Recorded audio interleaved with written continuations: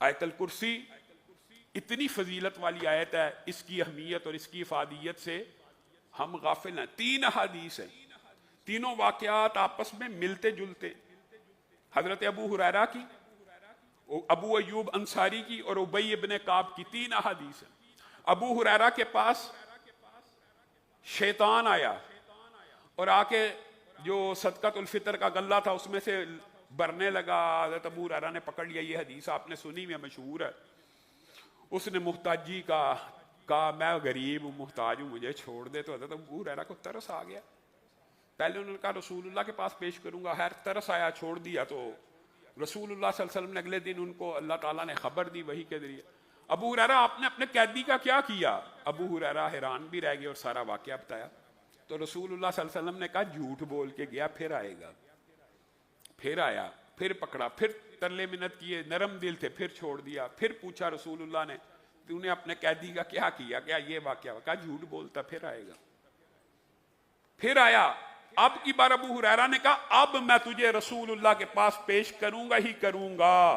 तू हर वक्त रोज झूठा वादा करके चला जाता है और कहता मुहताज हूं। मैं समझता हूं तू वाकई मुहताज है और तू झूठ बोलता है।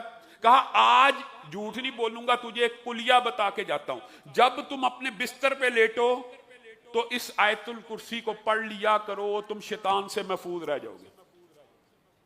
रसूलुल्लाह के पास आए मुकदमा लेके।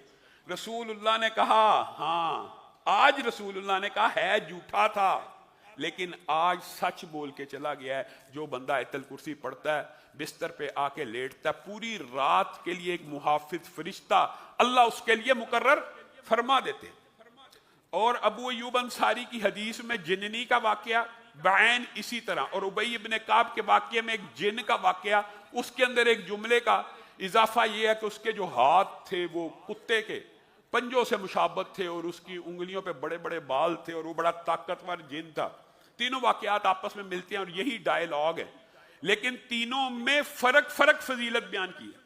पहले में अबू हुरैरा को कहा बिस्तर पे आएगा और दुआ पढ़ेगा, ये आयतुल कुर्सी अगर पढ़ेगा तो शैतान तेरे पास नहीं आएगा। दूसरे को ये कहा अगर शाम को आयतुल कुर्सी पढ़ेंगे तो सुबह तक के लिए शैतान के शर से बच जाएंगे, अगर सुबह के वक्त आयतुल कुर्सी पढ़ेंगे तो शाम तक के लिए शैतान के शर से बच जाएंगे। और तीसरी हदीस में आया शैतान के शर से भी बच जाएंगे और हर नुकसान पहुंचाने वाली चीज के शर से भी बच जाएंगे। तीनों हदीसों को जोड़ लीजिए।